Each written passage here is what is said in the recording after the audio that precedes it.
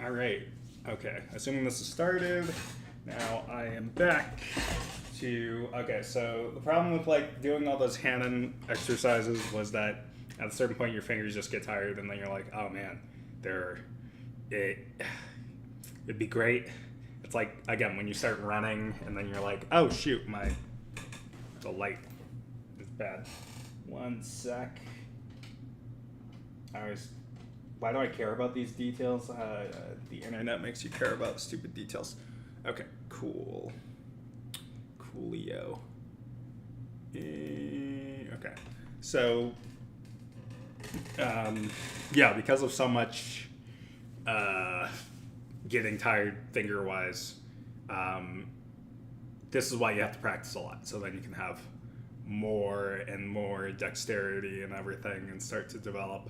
Like I can already feel in this part of my left hand where the pinky and the ring finger are, that you can already feel that they've been exercised well from just those exercises. So Hanon had something going for him, clearly. So anyway, so while I can't do piano things because of physical limitations, I decided, okay, let's learn some music theory stuff so then you can like apply that to things.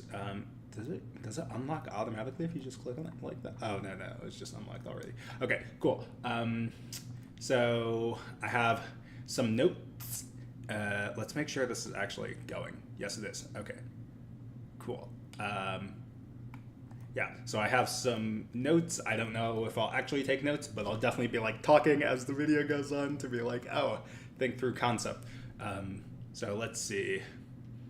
I really don't know where to start, but there was this one 12-tone video because he's talking about what I would do if I wanted to start rhythm, because there's plenty of music theory stuff that I already know in terms of basics. But let's see. We'll go with that and this and see where we're going. And if it doesn't seem that welcome useful, to 12-tone. One question I get asked a lot. Oh shoot, I didn't switch my audio. Did it switch on here too so that you guys can hear? Yes, it did. Okay, cool. All right, let's see. Hey, 12-tone, how much music theory do I need to know in order to make good music? And as a music theorist, you might expect me to say something like the more the better. Learning music theory is an essential part of becoming a great composer, improviser, and all-around musician. But I don't actually think that's true. I mean, it can certainly help, but lots of amazing artists have made tons of great music without ever taking a theory class, so honestly, if you ask me how much theory you actually need to know, I'm pretty convinced the answer is none. This video is sponsored by Hook Theory. Okay, so if we're gonna get into this, we have to talk about what knowing theory actually means, because there's actually two different ways to learn stuff. Or, I mean, there's a lot more than that, but for our purposes, we can simplify it down to just two. First, there's explicit learning, which is the stuff you learn by having it explained to you. If I tell you that E major is the 4 chord in the key of B, that's learning explicitly. The other side, though, is implicit learning, which is the stuff you learn by doing or by being. When you're noodling around on your instrument, you're implicitly learning which combinations of notes and which physical motions produce sounds that you enjoy. When we ask if you need to know theory, we're usually talking about explicit knowledge. Should you take a theory class, read a theory book, or watch a theory video? And yes, you should definitely watch theory videos, otherwise I'll lose my job, and I like my job. But honestly, a lot of what you'll learn from those sources won't be that helpful in actually making music. Like, consider one of my favorite theoretical devices, the diminished seventh modulation. I made a whole video about this, link in the description, but basically it works like this. The diminished seventh chord is symmetrical. That is, it's built by stacking the same interval, in this case a minor third, over and over. This makes it kind of like a chameleon. If we look at D diminished 7, it contains D, F, A flat, and C flat. On the other hand, F diminished 7 is F, A flat, C flat, and E double flat, which is a fancy name for D. They're the same notes. In fact, the same pitch collection can be arranged into 4 allegedly different diminished seventh chords. This means that in at least one perfectly valid sense, there's only 3 actually different diminished sevenths. This one, and this one. All the other apparent variety is really just playing around with roots. And the cool thing is that all 3 of these diminished sevenths have a valid function in every key, so if we're playing in, say, E flat major and we want to go somewhere else, we can just hit D diminished 7 and then resolve it wherever we want. Jake from Signals Music Studio described it as a portal, which I think is a great analogy. It can take you from anywhere to anywhere else. Now, you might be thinking that sounds really interesting, or you might be wondering why I'm telling you about it, but one thing you're probably not thinking is, hey, I'm gonna use that in my next rock song. That's because it probably wouldn't work. Diminished sevenths are a harsh, ugly sound, and they're not stylistically appropriate in many genres. This technique worked really well in 19th century classical music because they both used diminished sevenths and needed lots of clever ways to change keys, but that's not really what we're up to these days. Many of your favorite artists either don't know this trick exists, or if they do, they don't care. The structure is valid, but the tool isn't useful. And music theory classes are full of stuff like this, things that are interesting but not super relevant to the stuff modern musicians are trying to make. Why? Well, partly because making you a better musician isn't the only point of learning theory, and partly because music academia in general spends an unhealthy amount of time obsessing over a very narrow collection of European classical music, but even if it didn't, there's still a fundamental problem. Music theory is by definition stuck in the past because it's trying to describe a moving object. It takes time for us to develop good models for new ideas, and musicians don't tend to wait for us to catch up. By the time we've got a satisfying explanation of what they were doing, they've come up with a dozen more things for us to explain. There's a reason, for instance, that chord loops have been an important part of modern popular music since at least the 60s, but most of the serious theory about them comes from the last couple decades. In that sense, music theory is kind of like cartography. We can only draw maps of places we've already seen. But again, that's all explicit theory. What about implicit theory? Well, I'd argue that in order to make music that other people enjoy, you actually need a lot of implicit theory knowledge, but here's the good news. You probably already have it. You've been learning music theory implicitly for as long as you've been listening to music. It's a process called enculturation where you slowly learn the norms and behaviors of a particular culture simply by existing within it, and it starts before you've even begun to form long-term memories. My favorite example is just like, who taught you to sing Happy Birthday? If you're American, at least, there's a good chance no one did. You just went to birthday parties, and by the time you were old enough to join in, you'd heard it so many times that you already knew how it went. You also probably learned other children's songs like Mary Had a Little Lamb and Twinkle Twinkle Little Star, and from that you started to develop a sense of what music was supposed to sound like. You learned about things like the major scale, common meter, and melodic contour, all without anyone telling you anything. And that process continues for the rest of your life. Adolescence is another particularly important time because it's when you really start to develop your adult musical tastes. Sideways talked about how this happened in his video on Coco, linked in the description, but the short version is that the reward system in your brain is extra sensitive in your early teenage years, so you're primed to develop emotional attachments to certain musical styles that will last for the rest of your life. Like, I was 13 in 2003 at the height of nu metal's inexplicable popularity, and to this day I still listen to artists like Linkin Park, Evanescence, and Disturbed when I just want to put on something easy to enjoy. My tastes have expanded a lot since I was a teenager, but those are my musical roots, and they're the things I keep coming back to. That's because I like them, but more specifically, it's because I understand them. I have a deep intuitive grasp of the musical vocabulary those artists use because I spent a long time absorbing that vocabulary. I know the sorts of chords they play, the melodic gestures, the rhythms, the song forms. I even know what the instruments are supposed to sound like. If I'd never taken a music theory class, I might not be able to tell you what these songs were doing, but I still know what they were doing, and I'd be able to tell if another song wasn't doing it right. And that's just from listening to music. This whole process gets supercharged once you actually start trying to play it. By the time you pick up an instrument, you've already learned all sorts of things about how the music you like works, and without any sort of formal instruction, you'll naturally gravitate towards playing things that align with those values. Like, consider the axis progression. It's one of the most common chord loops in modern popular music, and these days it's a bit of a meme in music circles, but the reason it got so popular in the first place is because a lot of people just thought it sounded good. They heard other people play Hold on, I love this photo. A bit of a meme. It's literally lost. Okay, it or something like it, and when they wanted to figure out a cool chord progression for their next song, they naturally wound up playing this. They may not have even realized it was the same chords as that other song they liked. It just worked. It fit all the rules they didn't know they knew. And this process of enculturation can work surprisingly fast. New artists learn from old artists, building on their ideas and creating new trends in the process. They work by ear and by instinct, which allows them to stay way more current than actual theorists. It's a lot easier to develop an intuition than an explanation. It's also usually more accurate, or at least more comprehensive. You're hearing every component of the music, even if you're not consciously recognizing most of them, so your gut instinct for how it all works is going to involve lots of little details you may not be able to fully describe. Now, it may bother some people to call this process music theory at all, and that's fair. It certainly doesn't look like the sort of thing you learn in a music theory class. Musical enculturation is a natural, unspoken process that occurs at the population level, whereas music theory is the attempt to uncover and explore the underlying structures of that population's music, but I really don't think they're that different. After all, any good analysis has to start with intuition. If your explanation doesn't match what you're hearing, then no matter how many fancy theory words you use, it's a bad explanation. Music theorists are still responding to their own enculturation, it's just a bit more formalized. But if that's true, why bother with explicit theory at all? I mean, besides the fact that learning things is fun, is it just an intellectual exercise with no musical utility? Nah, it's useful. A while back I was talking to Adam Neely, and he described theory as recipes for music, which I love. It's such a great analogy. Like, for the past couple years, I've been developing this recipe for stovetop mac and cheese. It's delicious, I'm up to 7 cheeses, and it's by far the most complicated dish I make. But over that time, I never bothered to look up how to actually make mac and cheese. I just tried things. If they worked, I kept doing them. If they didn't, I tried something else. Figuring it out on my own was part of the fun, but I could have got to the same place a lot faster if I'd started with a more complete recipe. And music works the same way. You can make amazing music with no explicit theory knowledge, but knowing the tricks of the trade helps you get to that point faster. I often describe theory as a way of filling gaps between inspirations. If you write your entire song by just following all the rules you know, it's probably going to sound mechanical, but if you have a great idea for part of it, theory gives you the tools you need in order to build an entire piece around that idea. Another thing theory can do is help you find those ideas in the first place. Let's go back to that map analogy. If you're an explorer, it helps to know which areas haven't already been explored. Learning theory lets you know what people have been doing, which also tells you what they probably haven't been doing, and that can be a great place to find your next big thing. Theory also exposes you to kinds of music and kinds of musical thought that you may not have encountered otherwise, giving you new lenses through which to consider and potentially improve your work. It gives you options and it opens doors. And the last thing theory gives you is a vocabulary. Implicit learning doesn't do that. There's no default language to describe things you picked up instinctively. That makes it harder to communicate your ideas to other musicians, but more importantly, having a name for something makes it easier to recognize, which makes it easier to repeat. Once you know it's there, you can explore why it works and use that exploration to inform future musical decisions. It lets you take your instincts and make them intentional. So no, you don't need theory, but that's not because it's not helpful. It's because you're already really good at it. You just don't know all the words. But if you want some help, you might want to check out hook theory. Another question I get asked a lot is how to get started learning theory, and if that's you, hook theory has lots of great resources to help you out. Many of those resources are even free. I've personally done a bunch of research using the trends tool, which lets you search for specific chord progressions in their database of over 25,000 popular songs. It's great. Hook theory. Okay, that might be useful. Let's see. But that's a premium thing. What about the non? They said there were some free things. Where's the free things? Video tutorials, user guide, chord crunch. I have no clue. Cheat sheets, infographic, popular chord progression. I think I already know some of these things offhand. Let's see. C major scale, A minor, relative keys. Oh, so they're. Wait, does that mean it's the same when you have the mixolydian? Oh, yeah, you do. Huh.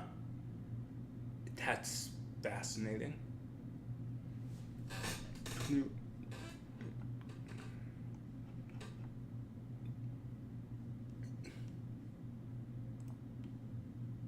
Because they all have the same... Oh, okay. Yeah, they all have the same notes involved. But... I would not know the titles of those things. Okay. I don't know how they name those either. So anyway. And you can just...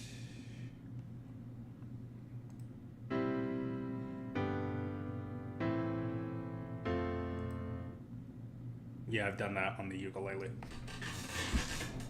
Ooh, maybe I can... Is this tuned right now? It's probably not tuned right now. Because I haven't used this in forever either.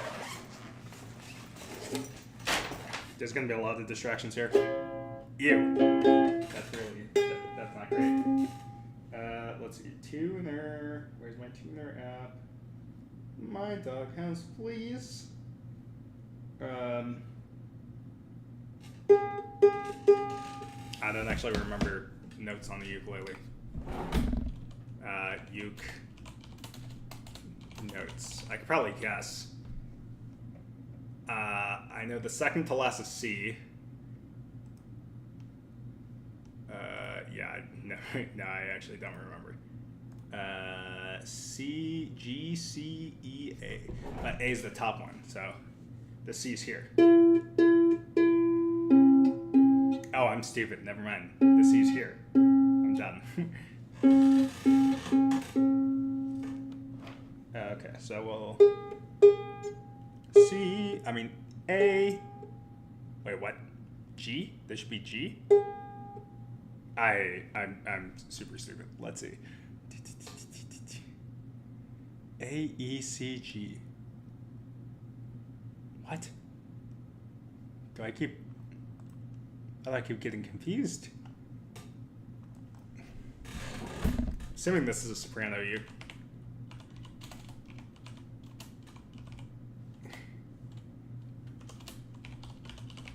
Oh my god.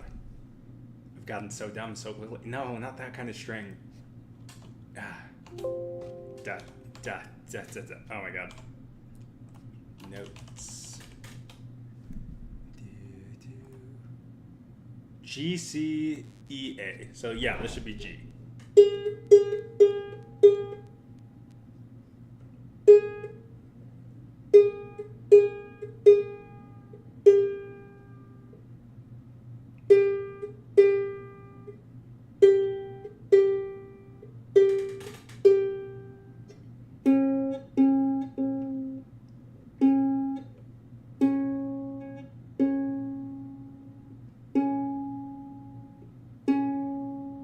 That's C sharp, though. I want to be in C. Whoops. Okay, that sounds correct. Or closely to correct.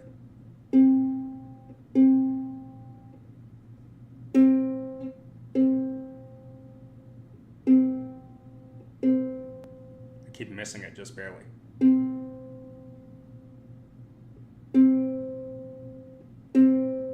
Cool.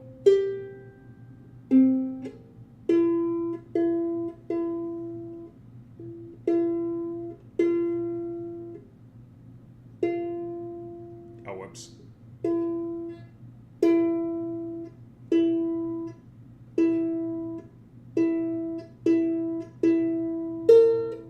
Ew. Gross.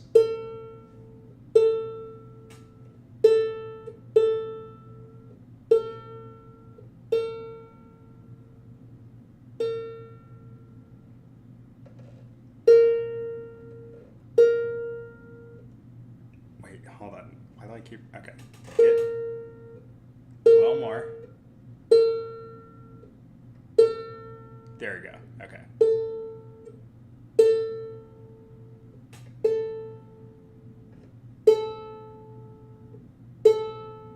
Close.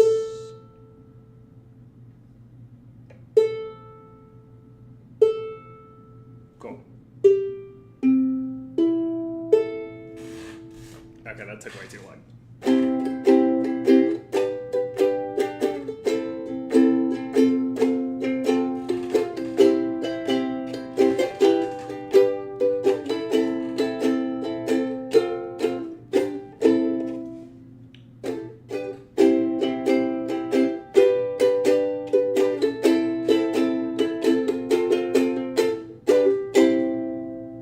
I just wanted to do that example. That's the only thing. Do they have the other chord progressions in there? Key of C, MIDI, but do they have more? Oh, I have to scroll down. Okay. C, G, A minor, E minor, F. Let's see.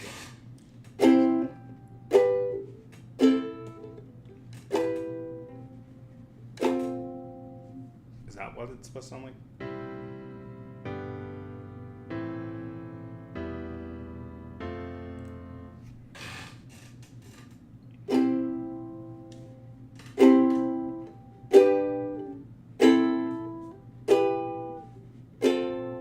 Oh wait, I think I have E minor wrong. E minor, uke tab.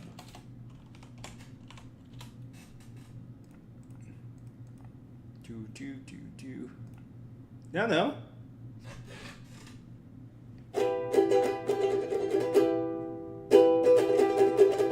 Okay. Maybe there's just a better inversion to use for that. So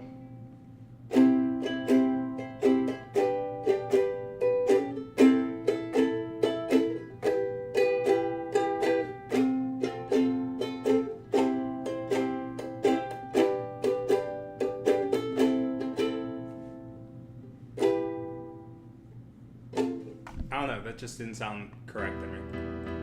Oh, that is it.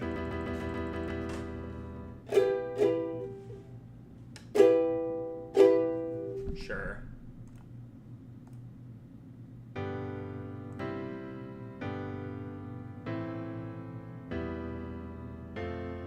I don't know, it just doesn't sound as good here. Bum, bum, bum, bum, bum. Yeah, I feel like there's a better inversion that would work there, maybe. Maybe. Can we do... Oh, let's see if we can find uke chord progression. Chord progression tabs or something like that. I know there's a generator, but I don't want to... Because the generator doesn't tell me, like, which progression it is, which would be nice if it did. E major chord progressions. Interesting.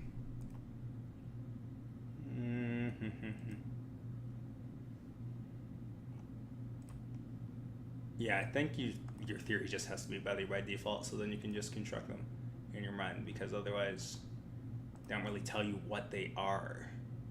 Oh wait, this might be my ticket to Freedom Land. I wish I would zoom in more, but let's see. We have the 1st, the 4th, the 7th, the 3rd. Okay. No, it still says E minor's that E minor. So, where's the...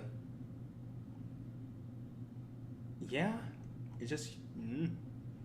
Interesting.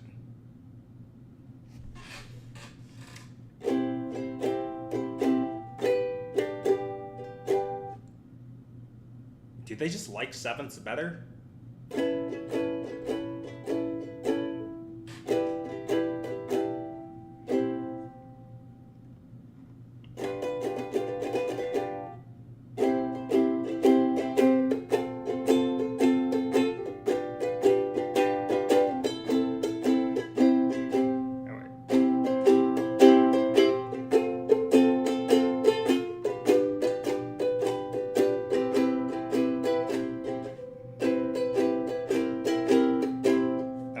Sure, we'll do something like that. It's so much easier to like improv things with chords on like a string instrument than thinking about it in the piano, but you gotta start somewhere, so. Oh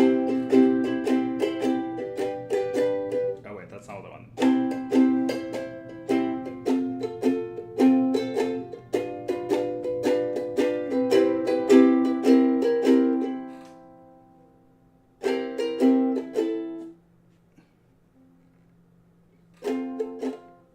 Yeah, I think.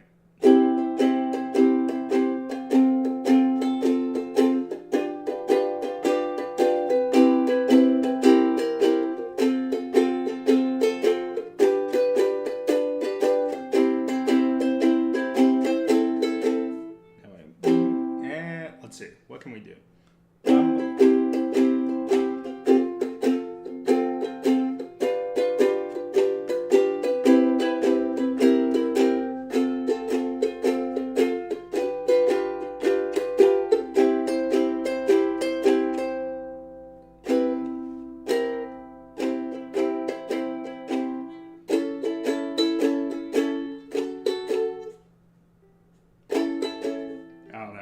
I don't know.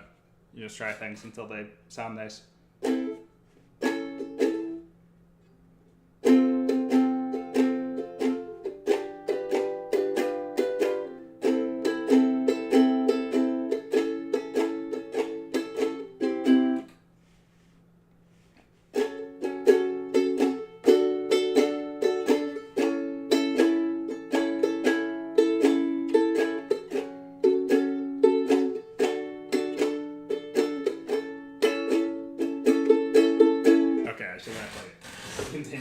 watching videos instead of playing a bunch of things. Okay, Golio.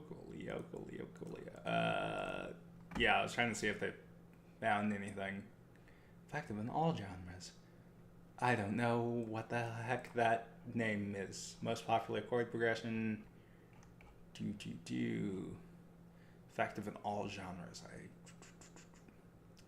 This music changes. Okay, this could be a neat resource. I don't have a piano playlist. Okay, or piano. What are they called?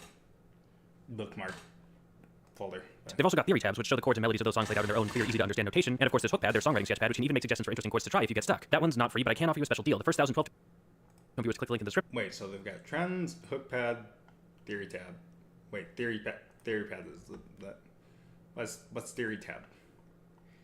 Theory tab. Ooh, theory tab. What's it do? Oh. I like it. Okay. So we'll look at that. I wanted to look at songs and like be able to analyze them better, so it should help with that, maybe. We'll get 20% off a bundle that includes not. Anyway, let's see. Hey, it's Andrew Huang. Just a little bit of context for this video. It is a complete walkthrough of the basics of music theory in half an hour. Also sprinkled throughout are some exercises that you can do that will help you internalize these concepts, because once they're in here, once they're natural to how you operate, it's like a superpower. You'll be able to come up with more ideas, you'll be able to work faster, the things that are in your head, you'll just be able to do. It's magic. I love music theory. I'm a huge nerd. I actually made this video as a piece of bonus content for my online class, which you can find out more about at learnmonthly.com/Andrew. I just wanted to have this there so that all the students would have the same foundation before heading into the rest of the course, which is much more about music production and songwriting and mixing and that kind of thing. But when I finished putting this lesson together, it really felt like a great thing to just share for free on YouTube. A crash course on music theory. So I hope it's helpful for you, and if you're interested in a 20-lesson course about my whole approach to music making, more info about that at learnmonthly.com/Andrew. Here's the theory lesson.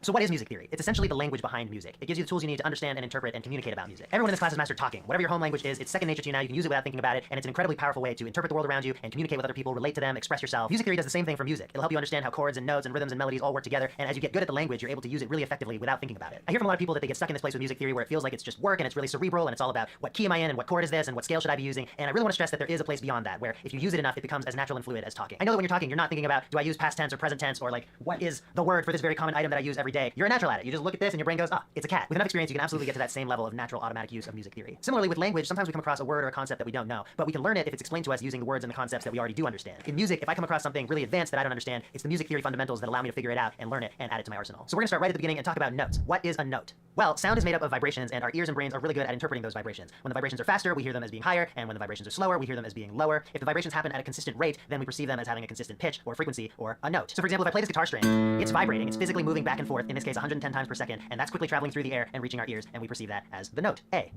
Now, in case you aren't aware, the vast majority of popular music is made using only 12 notes. Almost all the music you've ever heard is made up of these 12 notes and how they relate to each other, because as a culture we've discovered that generally sounds better than frequencies that don't relate together in that way. And there are actually mathematical ratios that explain why all those relationships sound good together, but for the purposes of this course we don't need to get into that. We've given the notes names so it's easy to refer to them, and the names relate to the layout of a piano keyboard. So the white notes are named A through G. The black keys are named relative to the white keys with the words sharp and flat. Sharp means higher and flat means lower, so for example with this note it's above an F, so it's an F sharp. But it's also below this G, so in some situations you'd call it a G flat. As you can see, there are a lot more than just 12 keys on this keyboard, but the same notes actually repeat themselves higher and lower.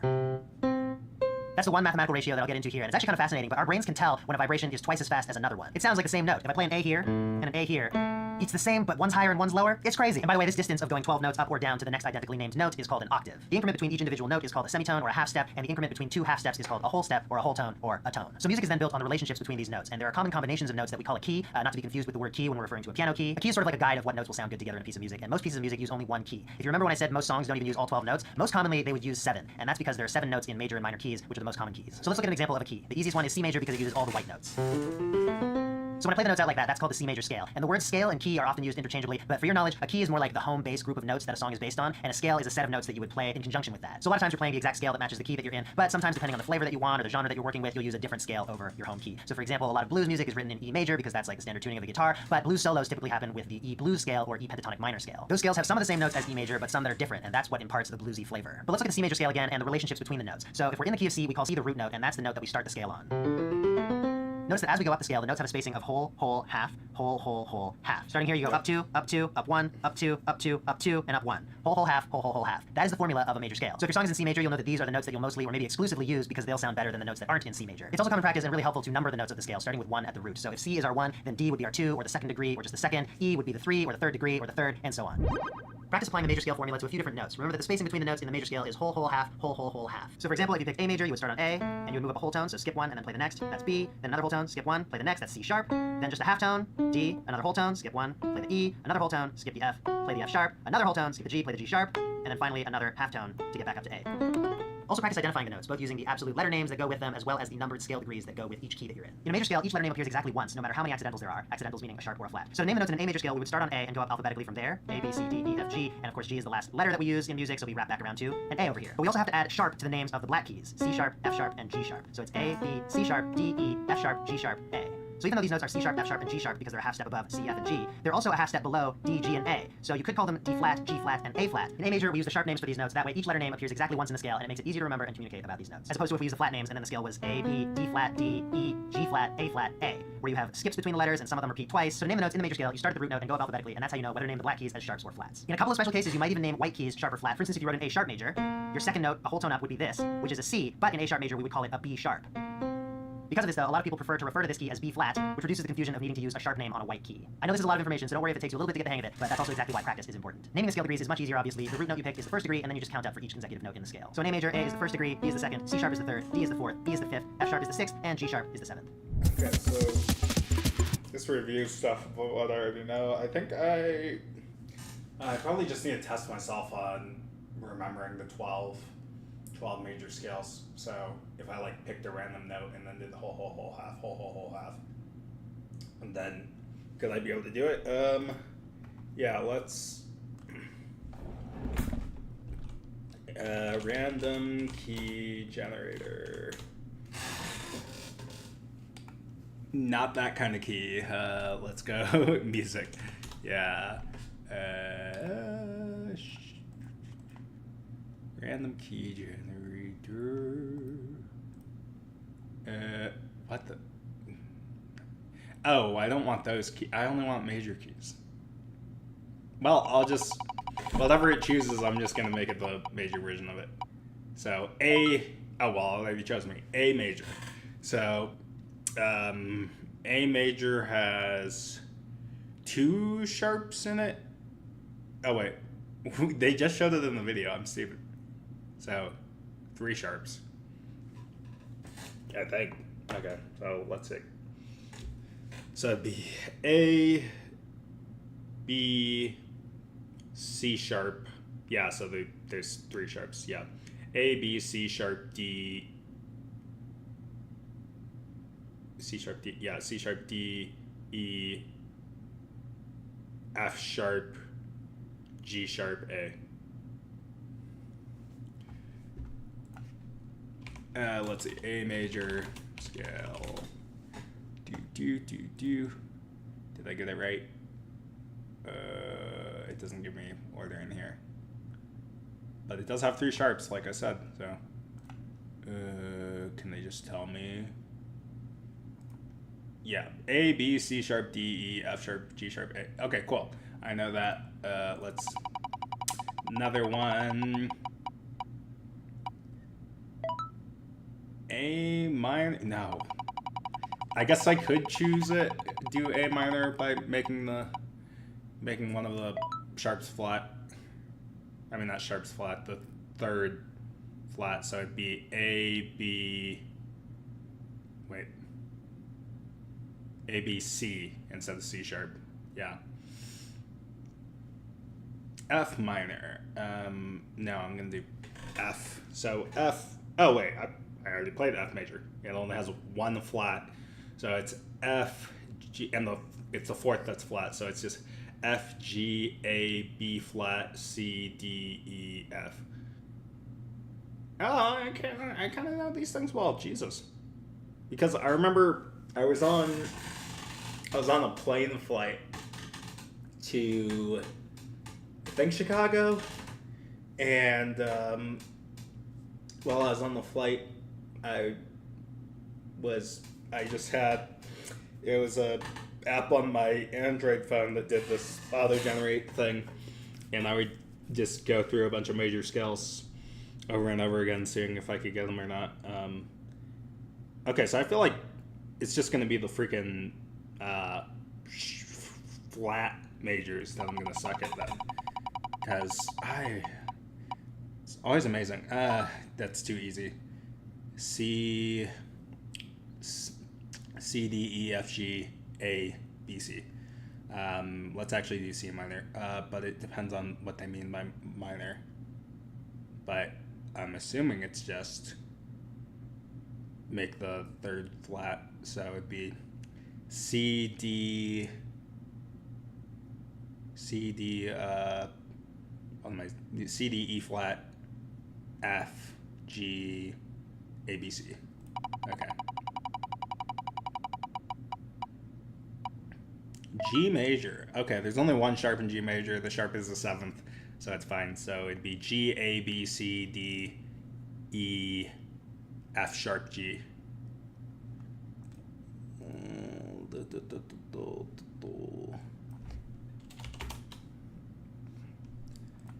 Yep. Coolio. Give me something more difficult. E major. Oh, shoot. I think E major has 4 sharps, but we'll just go based on whole, whole, half, whole, whole, whole, half. So we have E, F sharp, G sharp, A, F sharp, B sharp. Yeah, because it was like immediate. Wait, whole, whole, half. Yeah, A, B, C sharp, D sharp, E. Yeah, it does have 4. How do I remember these things? I'm always surprised. Yeah. Okay, cool. Okay. Well, there's only 12 keys to think about. Like, you'd think it'd be a lot. No, I already know that. G, A, B, C, D, E, F sharp, G. D, okay, let's see. D has 2. I'm trying to think of the shape in my mind. Does it have 2 sharps in it? I don't actually remember. Okay, let's see. So you'd have D, E, F sharp back to G. So G, A, B, C sharp, D. Yeah, so it only has 2.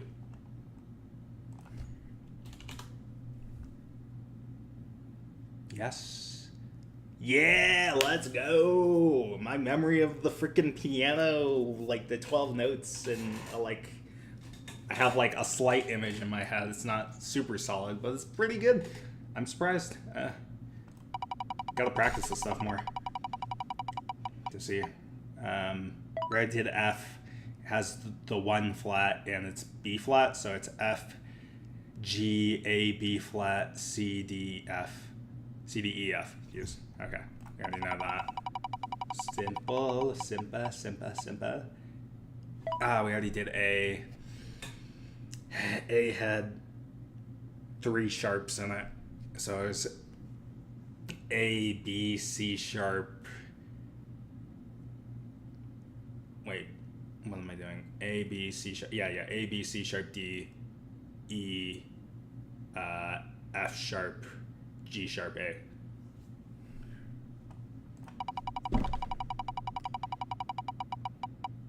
What do we got? These are all bad. Oh my god. Oh wait, that's C sharp minor. Oh. Okay. I only know, I don't really do the sharps in terms of, I usually do them as flats. So what's C sharp as a flat? C sharp is D flat. So D flat, yeah, let's do D flat major. Oh, excuse me, Jesus. So you have D flat, E flat, Yeah, D flat, E flat, F, and then back to D flat, E flat, F, G flat, G flat. Oh, it just uses all the flats. So G flat, A flat, B flat, C. I just want to look at my keyboard right now. Wait, hold on. Because it's at D flat, so it's ba ba ba ba ba, yeah, ba ba ba ba ba ba ba ba ba ba ba ba ba. Okay, I'm glad I practiced this stuff a lot. A little while back, I was trying to practice most of the major scales, and it seems like my memory doesn't fail me. Never did. E flat major. Okay. Cool. So that means you have E flat, F, G, A flat, B flat, A flat, B flat. Did I do that right? Oh. So you have A flat, B flat, C, D, E flat. No, wait. Let's do that again. You have E flat. So you have E flat, F, G. Now you have to do the half step. Yeah, F, G, A flat, B flat. And once you're at B flat, then the whole, yeah, I think the whole is C. Yeah, so you're C and then half. No, wait. C. G. I keep screwing up. E flat, F, G, A flat, B flat.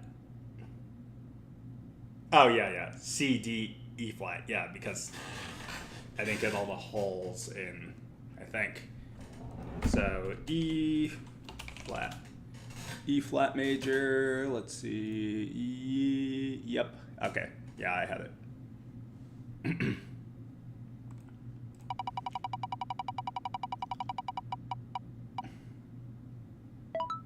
C sharp, we've already done that.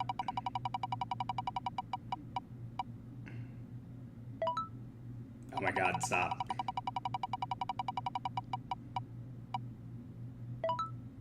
We've already done D. Yeah, okay, fine. We'll do A, B, C, D, E, F, G. Oh wait, actually, I'm stupid, because you can't actually do that. So it'd be A, B, C, wait, there is B flat, yeah. A, B flat, yeah. A, B flat, B, C, C flat, D, D flat, E, F, F flat, G, G flat, A. I think that's it, because it's 12. 1, 2, 3, 4. 1, 2, 3, 4. Wait, I'm stupid. Yeah. 1, 2, 3, 4 because I went back to A. Cool. Okay. Let me actually look. Piano octave. I think I have a good internal sense. This is using sharps. I wanted to use flats, but sure. Yes, this is the one I want. Yes. Okay. Let's just go in order. So you got A, B, C flat, D. Oh wait, it's not C flat. It has to be C sharp. Yeah, A, B, C sharp, D, D, E, F sharp, G sharp, A. That's not sharps. Do. So you have. Oh my god, my brain is not working as well right now. Jesus, that's annoying. So A. Yeah, A, B, C sharp, because that's the next hole. And then you gotta do the half, so then you go back down to D. So D, E, F sharp, D. E is one hole, F sharp, G sharp, yeah. Okay. B flat major. So you have B flat, then you have to go immediately to C flat for the hole, and then the next hole is D flat, and then you have to do the half, so D flat, so you're at E, and you have to do a hole again, so B flat, F flat, another hole, G flat, hole, so A flat, and then back to, oh wait, I screwed up somewhere. B flat is, I'm trying to think of where B flat is. Oh, wait. Yeah, okay, the whole step is just to C, that's why. Okay, so B flat, C, C, D, and that's whole, so you have to do the half step up to E flat, and then another whole step, so you just back to F, whole, and then back to the half. Cool. B. B, the whole step is C sharp, so C sharp, another whole, D sharp, and then the half is E, so E, then you have to do a whole, so F sharp, whole, so G sharp, A sharp, and then back to B. C, D, E, F, G, right, this symbol. A, B, C. Okay, cool. C flat. Okay, shoot. So we have C flat. Okay. After C flat is D flat, and then you gotta do another hole, which is F, but then you gotta do the half, so that's what is it? G flat. And it's whole, so G flat, A flat, B flat, and then, wait, I'm stupid. What did I miss here? C flat, D flat, E. Yeah, C flat, D flat, E. Then C flat, D flat, E. Oh, half. Then you have to do the whole. So yeah. So that's F flat, G flat, A flat, whole, and then the half. Wait, what am I doing? Okay, I keep screwing up here. C flat, D flat, and then the whole for that. No wait, D flat. Yeah, the whole is F. I was right. Then you're on F. Then you have to do a half note up from F, which is G flat. And then you have to do all the flats. So, because that's the half step up, whole. So from here, you have to do 3 holes, which is, oh, I'm just stupid. Okay, so then you have A flat, B flat. What am I missing?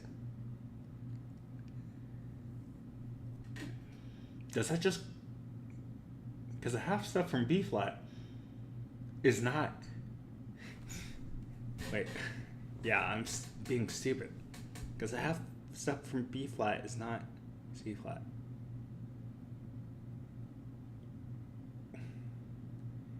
Okay, whole. Oh, you do a half after F. No, but the half after F is G flat. Then you have A flat, B flat, A, B, C, D, E. Oh, I'm missing an E. Am I just stupid? C flat, D flat. Oh, do I have to call it something different? Because if you're at C flat, then you go to D flat, then you have to do your whole step from D flat, which, so you just have to call it E, but it's not E flat. What the heck? What is the E? C flat, D flat. Do we call it E sharp? What? I'm confusing myself. Okay, let me look at the physical key. Okay. C flat, D flat, F. C flat, D flat, C flat, D flat. Yeah, this is the whole. 2 notes. And they have to go half. Then whole, whole, whole, half. Oh. Wait. Hold on. Whole, half. Whole, half.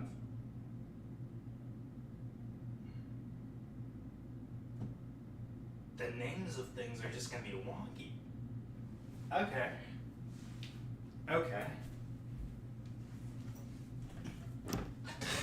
Yeah. Is it not called C flat? Oh yeah, maybe some of them are sharp, some of them are flat, just to make it like easier to deal with, because C flat just sounds like a terrible thing. Okay, anyway, we're gonna stop with the testing because it's hurting my brain. But let's see. This great channel I watch, who has his good major scale mastery, and the question is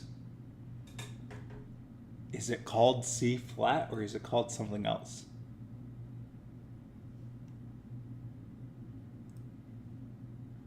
There's B flat major, E flat major, A flat major, D flat major.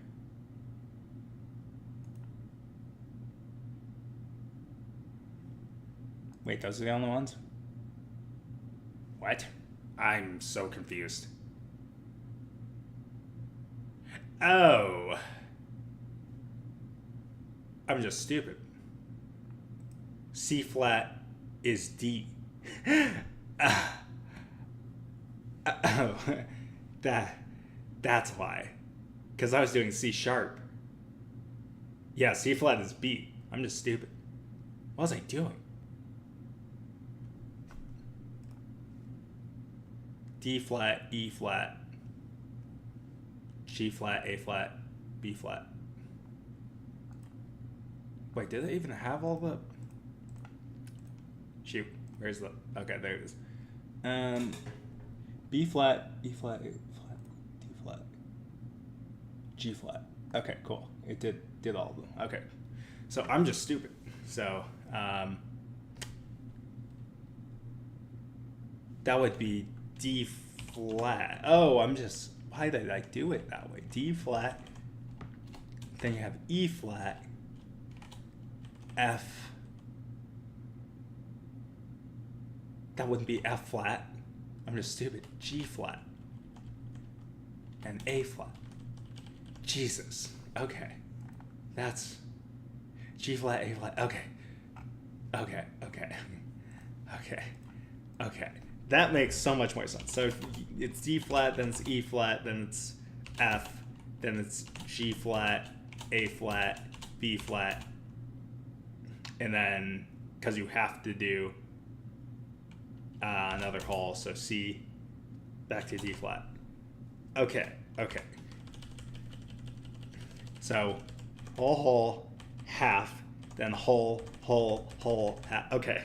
Oh my god. I'm 5 notes in. Do I want to do the rest? Sure, I'll do the rest because I'm no longer a confused dummy. You're on D, so E. You need another whole, so you do F sharp, but then you do the half, so you're G, A, B, but once you're at B, then you gotta go to C sharp, and then you're back to D. Am I stupid? Yeah, very well. Very stupid. Definitely the dumbest person I know. Ooh, did I miss something? Is there only one sharp? No, there are two. What the heck is this then? F sharp, G, A, B. Why did... This is wrong? I'm assuming it's just wrong.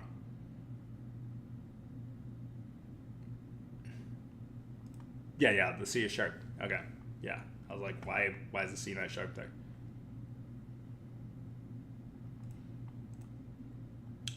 Okay. We're halfway through. Sure, we'll just finish. E flat, immediately to wait. Yeah, E flat, F, G, and then A sharp, A sharp, B sharp, C. Oh wait. A flat. No wait. A flat, B flat, C. Why'd I do it that way? Why'd I confuse myself? C. C is the whole. Wait. One. Yeah, one more whole. Then the half. Oh my god, my imaging of this is so bad. So you have E flat to F to G, A flat, B flat, C, D, E. Yeah, okay. F, okay, cool. Here's a simple enough one. G, A, B flat, C, D, E, F. Because I know that offhand. G flat major. Whole, so G flat, A flat, B flat, and then you have to do the half, and then whole, whole, wait, whole, no wait. So this is the half. No wait, that's not the half. Am I stupid? B flat, yeah, that is the half.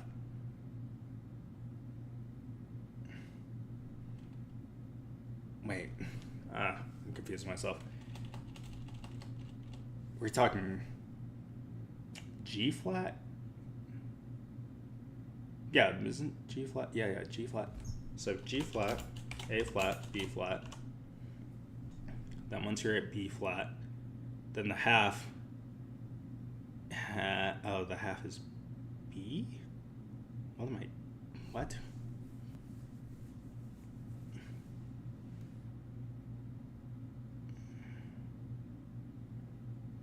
Because you gotta do the whole, then half.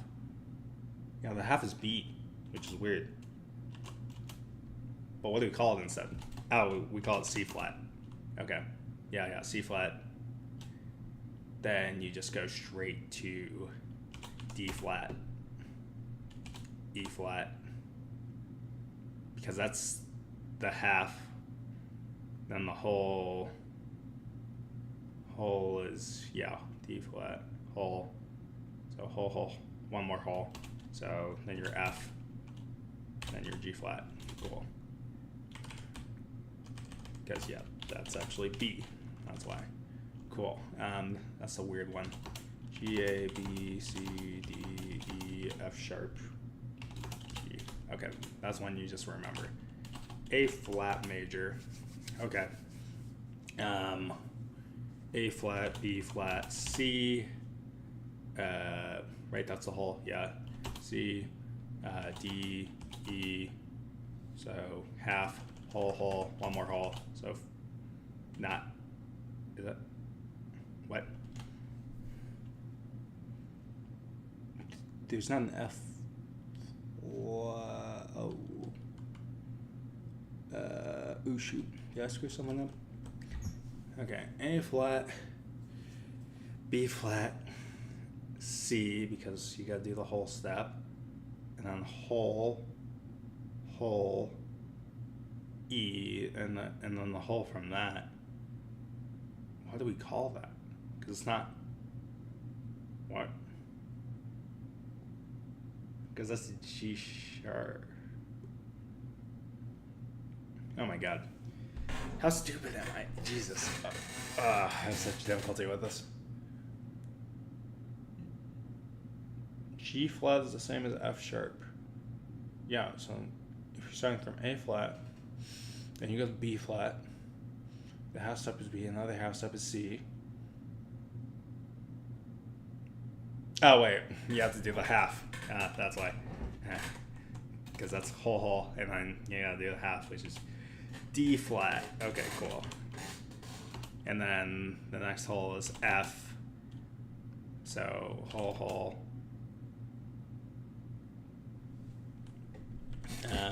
Yeah, this is the half. And the whole step is F. Next whole step is G. One more whole step. Whoa, what am I doing? C, D, O. You gotta call it, what? D flat does the whole step from D flat, so we have to call it, what?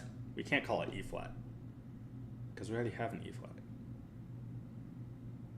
Oh wait, there is an E flat.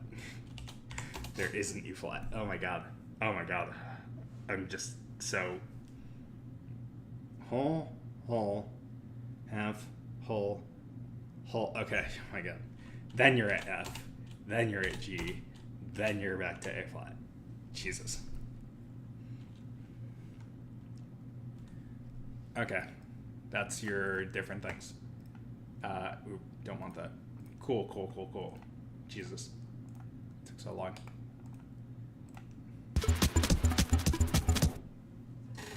Practice applying major scale formula. Do this with at least 5 different starting notes. I already did that. Okay, as you use the notes, practice getting familiar with it. Apply your names as well as what number degree that. Okay.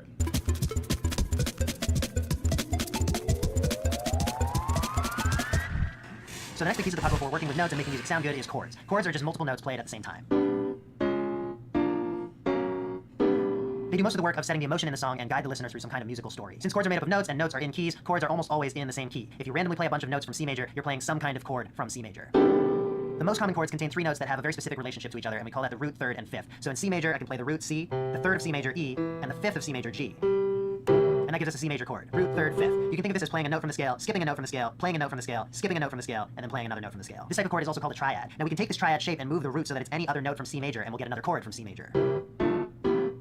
So since this chord starts on F, it's an F chord, but here's where we need to get a little fluid with our lingo, because the root of an F chord is F, the third is A, and the fifth is C. But we're still in the key of C major, where C is the root, and F is the fourth in relation to C, and A is the sixth in relation to C. Don't worry if this is confusing right now, it's the kind of thing you get the hang of the more you use it, but it's definitely helpful to get used to the numbered relationships within chords as well as how they relate to the overall key. So there are 2 really common chord types in music, and that's major and minor. People usually say major sounds happy, and minor sounds sad, but there's actually a very specific relationship that makes up these chords. If you take a chord like C, E, G, that sounds happy, and it is indeed a major chord, and look at how the notes are spaced out. We start on C, we go up 4, 2, 3, 4, to E, and then we go up 3, 1, 2, 3, to G. So the first 2 notes are 4 semitones apart, and the next 2 notes are 3 semitones apart. That's the formula for a major triad. 4 then 3, major. If a chord is 3 then 4, it's minor. So in this case, if we change the E to an E flat, we've got C minor. So major and minor scales actually have a really tight-knit relationship. We say that every major scale has a relative minor scale. So if we look at C major and play that scale, just moving that down 3 semitones to an A gives us the relative minor, and playing the same notes but starting on an A gives us the A natural minor scale. So the relative minor always starts on the 6th degree of the relative major. Now going back to the key of C major, if you experiment with moving your triad shape around and you end up with the triad that starts on B, you'll notice that's a 3 then 3, and that's a diminished chord, and it's used so much more rarely compared to major and minor that we're just not going to get into it right now, but it's there. Choose a few different major scales and practice making triads out of the 1st, 2nd, 3rd, 4th, 5th, and 6th degrees. So for example, in A major, I would start on A, skip the next note in the scale, play the next note in the scale, skip the next note in the scale, and then play the next note in the scale. That makes an A major chord. The 2nd degree chord will be B minor, so you're playing the 2nd degree of the A major scale, skipping the next note in the A major scale, playing the next note in the A major scale, skipping the next note, and playing the next note. B, D, F sharp, B minor. And that's how you'll go up and construct all the main triads from A major. Also practice naming each chord. Name both the root note and whether the chord is major or minor. So going back to A major, our first triad sounds happy and has A as its root, which means it's A major. The second triad sounds sad and it has B as its root, making it B minor. Remember, you can also identify major and minor by the spacing of the notes. Major is 4 then 3, so if we start on A and go up 4, 1, 2, 3, 4, we get C sharp, up 3, 1, 2, 3, we get E, so A, C sharp, E, that's an A major chord. If we change that to 3 then 4, A, 1, 2, 3, gets us to C, 1, 2, 3, 4, gets us back to that E. So A, C, E is A minor. Once you can identify all the 1st through 6th degree triads in a key, you have an amazing starting point for creating songs. You can even just pick 3 or 4 of those triads at random, play them in a row, and bam, you have a nice sounding chord progression.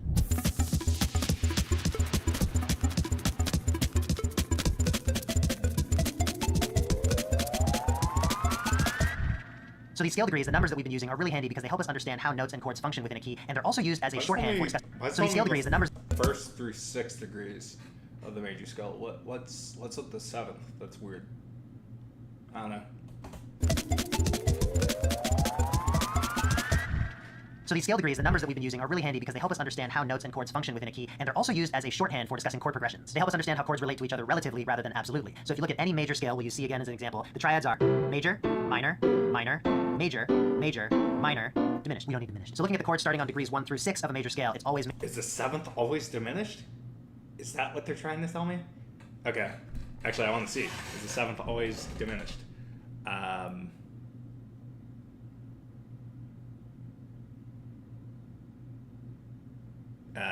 Where can I see this? Okay. I was like, how do I want to look at this? So let's choose D major, and D major 7th is, so whole,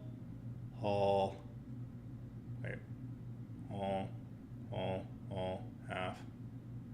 Wait, I'm stupid. Am I? Whole, half. Oh, that's like whole, half. Okay, so if we were to choose the notes that have to be in the 7, so the 7, the 2nd, and the what? I'm so confused. How'd it work for C? Okay, fine. Let's look at C. So when you get to B, it's B, D, and then F. Oh yeah, you got to count 1, 2, 3 like that. Okay. So B, D, and F have to be played, and then that would be a diminished chord. Okay, but okay. So this is back to here. The 7th for D. So we have C sharp, E, and then G. Thing because D. So whole half. Yeah. Okay. And then if we're playing those, we see that 1, 2, 3, 1, 2, 3. Yeah, so the 7th is always diminished. Okay. Where's the chord numbers? What's it look like? Is where do they have this? Yeah, okay. That's why. I'm assuming that circle means diminished. Because B diminished. Okay. I don't need this. Okay. Major, minor, minor, major, major, minor. There's a common shorthand where you write these down using Roman numerals. The number indicates the degree of the scale, and capitals are used for major chords while lowercase is used for minor. Let's look at another example with a specific chord progression. 1, 5, 6, 4. So if we're in C major, it's 1, C, 5, G. A minor is the 6, and F is the 4. 1, 5, 6, 4, it has a certain emotional quality to it, and we can replicate that now in any key because we can think 1, 5, 6, 4 in that key. So for example, in G, we'll go 1, G, 5, D, 6, E minor, and 4, C. Same progression, different key. Now you may have noticed that both of these chord progressions contain both a C major and a G major chord, but in each key, those chords function totally differently. In C major, C is the root, and G is the 5th. In G major, G is the root, and C is the 4th. As you use chords more often, you'll start to get familiar with what the degrees are in relationship to certain keys. And as you use the degrees more, you'll start to understand how the chords function. You'll know there's a certain sound when a 2 goes to a 5, or you'll understand the sense of yearning that a 4 can convey. By thinking about chords and notes as scale degrees rather than just the letter names, you're able to transcend the key that you're in and use what you learn in all keys. For example, if you only think about the letters and you find a chord progression you really like let's say E, F sharp minor, A, you don't have any way to convert that to another key. But if you think about that as 1, 2, 4, now you can understand how that could be played in any key. You could do 1, 2, 4 in D, 1, 2, 4 in A. And this is useful not only when you're creating music, but also when you're learning from other songs. If you can understand these scale degrees and decipher the songs that you listen to, you'll start to notice patterns. After all, you only have these first through 6 scale degrees that almost every song is using to build their chords on. So you'll probably start to notice, I really like songs that are around the 4, 5, and 6, or I'm not really a fan of the flavor of a 3 going to a 5. By using this number system, you really allow so much more musical knowledge to accumulate and compound. Practice creating chord progressions based on numbers. Pick a random key and random number sequences between 1 and 6, and practice playing those chord progressions. So for example, I'm going to pick a key that we haven't seen in this lesson yet. How about E flat major? The first through 6th degree chords are E flat major, F minor, G minor, A flat major, B flat major, and C minor. So now if we pick random sequences of numbers between 1 and 6, we can play them as chord progressions. So how about 5, 6, 4, 4? How about 4, 3, 2, 1? How about that example from earlier in the lesson, 1, 5, 6, 4? Also practice deciphering keys and scale degrees. Look up the chords to a song that you like. You can usually just Google song name plus chords and see if you can figure out what key it's in.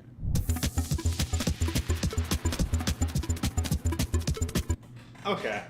Every time I hear the number stuff, that's always really interesting to me. Because, yeah, okay, cool.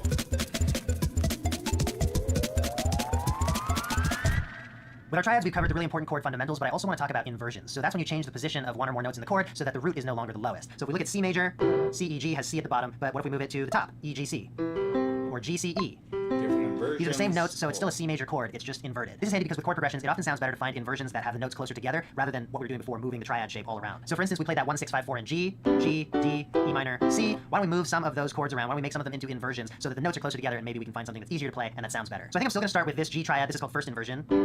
Now to move to a D next, I think instead of playing it up here with this F sharp and A, I'm going to move both of those down to this octave and play this D. So now we're going from G to D.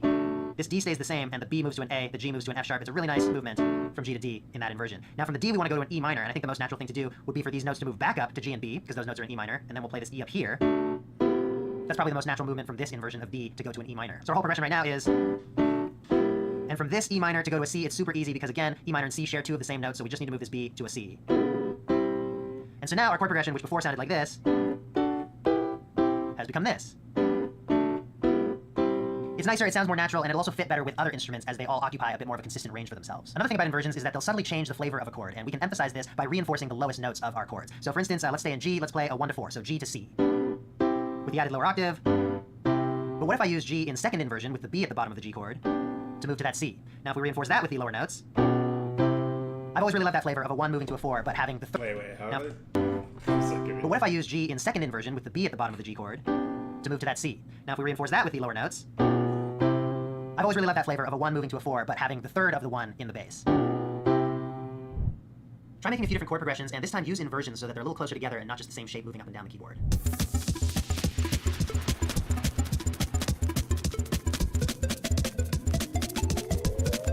That key using the formula for the major scale, you're able to... You now have the knowledge necessary to pick a key by picking a root note and finding the other notes in that key using the formula for the major scale. You're able to make chords out of those notes, and you're also able to call those chords by their numbered names and make chord progressions. The next step is to look at melodies, which are single sequences of notes played with the chords, usually above them. This is usually the thing that you would sing along to in a song, but even in instrumental music, there's usually some kind of lead melodic part that's the most interesting and the thing that's the most memorable for people. To create a melody, you already have all the raw ingredients. You can just start stringing together notes that are in the key that you're in over top of a chord progression. But there is a really interesting interplay between what notes you're playing over which chords. A lot of it has to do with tension versus stability and whether the note in your melody is a note that's in the chord that's currently playing. Melodies that only use notes that match the chords are usually pretty bland. It tends to be more interesting to use some notes that are outside the chord. Typically these are passing notes, so notes that are in between two notes that are in the chord. You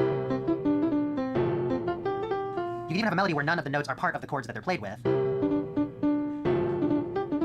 that's pretty uncommon, and typically you are playing with this tension and release of involving melody notes that are part of the chord and not part of the chord. As one little tip, often you would end on a note that's within the chord rather than ending on a note that's not in the chord. Another little shortcut to melodies that mostly sound good is if you use the major pentatonic scale. So if we look at C major, and we remove the 4th and 7th degrees, so that's F and B, then we just have this. And if you play melodies with those notes over chords from C major, typically it'll sound pretty good. That's because overall those notes are the most stable over most of the chords.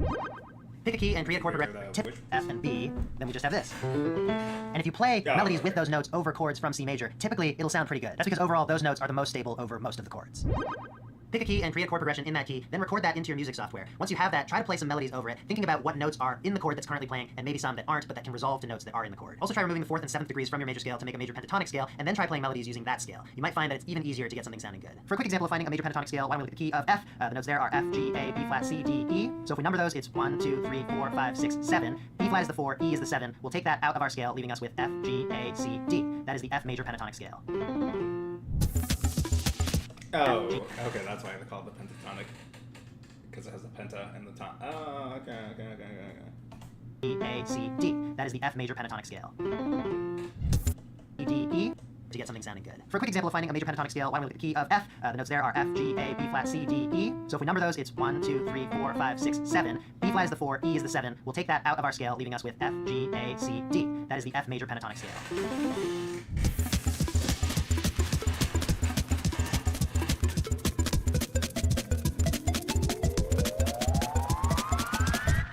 The last component of theory fundamentals is rhythm and how to count it. How do you tell when things are played, whether that's chords or melodies or drum beats? That's based on the musical counting system. Music is divided into equal-sized portions called bars or measures, and typically in Western music you'll have 4 beats to a measure, which we count 1, 2, 3, 4. So if one note is the length of a bar, we call it a whole note. If it's 2 beats, which is half of the bar, we call it a half note, and then each of those 4 notes that we were counting as beats in the bar are quarters of the bar. Those are quarter notes. So you can have sounds, instruments, whatever, playing on these beats or anywhere in between them. And if something is on the beat, then we would say it's on the 1, for example. But if it's in between these beats, then we need to do what's called subdividing, which is like increasing the resolution of our counting. If we subdivide beats in half, we count it as 1 and 2 and 3 and 4 and those ands are exactly halfway in between each of those beats. So now that resolution is 8th notes. We can subdivide further, again getting exactly halfway in between our main beats and our ands, so that would be 1 and a 2 and a 3 and a 4 and a. So that puts us at 16th notes, and even though you can keep on subdividing forever, the main parts of songs are usually not played any faster than 16th notes. And this really is a pretty universal system in Western music. If you're talking to anybody who's had some music education and you say something is on the 2E, they'll probably know what you're talking about. So getting used to using this counting system will allow you to play music better because you'll be able to better feel where you are within the beats. It'll also allow you to interpret and decipher and remember different kinds of rhythmic material because it gives you a structure for those rhythms to live in. So let's say you're out and about and you get an idea or you hear something that you want to try but you can't actually make it right then, you can make a quick note of it using this kind of rhythmic notation. Let's say we had a beat idea that was like we could jot that down into this number system. I've made this one a little pretty for the video, but you can do this really quickly freehand. I do that all the time. So I've got kick, snare, and a hat here, and then a grid of 16 spaces lining up with our 1 and a 2 and a 3 and a 4 and a. Well, I know that the snare is on the and of 1 and the 4. I know there's a kick on 1, so it's going to do 2 and 3, and then the hi-hats are 1 and a 2 E. I think it's on the 2E. Yeah. Yeah, that's our beat idea. And the first few times you do this, you might have to really slow it down and be counting along really deliberately and finding those beats and where they line up to what you want to do. But as you do this more and more, you'll get way better at it, you'll get way faster at it, you'll just know what it feels like to be on certain beats, and you'll know how to make note of your ideas. Or, again, this grid is just like your DAW. You'll know how to input those beats into your DAW really quickly. For practice, take a song that you like and select an element like one line of melody or a drum beat, and see if you can write out its rhythm using this basic 16th note notation.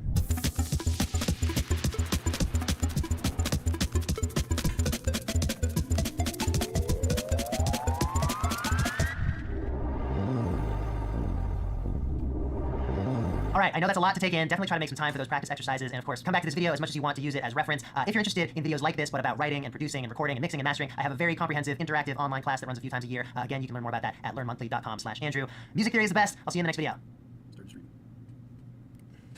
What's up, everyone? Okay, Back I from feel Los like Angeles. I was there. as we get beyond the basics, I I don't even know how to. at my hotel. I don't even know how to approach going beyond the basics because those basics all seem pretty understandable. I think the main thing is learning about how like things go together. The whole like, oh, if you have like the 7th, then you want the 7 really pulls you into the 1st. So you have those sorts of dynamics happening, and seeing how that's approached would probably be the ideal. But I don't even know where to start with something like that. So right now, brain hurty because brain just hurty because so much thinking, especially when I was doing this. Oh my god, made me so tired. So we're gonna hold off for now because I think I don't even know what notes to take because there wasn't like new information there, refreshing of old information. I just don't know how to like step the bar up from there or apply it to like. You might just have to just finagle at the piano with various things and just see what you think sounds good and then try to connect it. But then that's when you need the technique because in order to move your hands fluidly across the piano. Oh my god. There's so much to think about. Yeah, I think technique is really important for that reason. Jesus. Okay. We're gonna end the stream here though.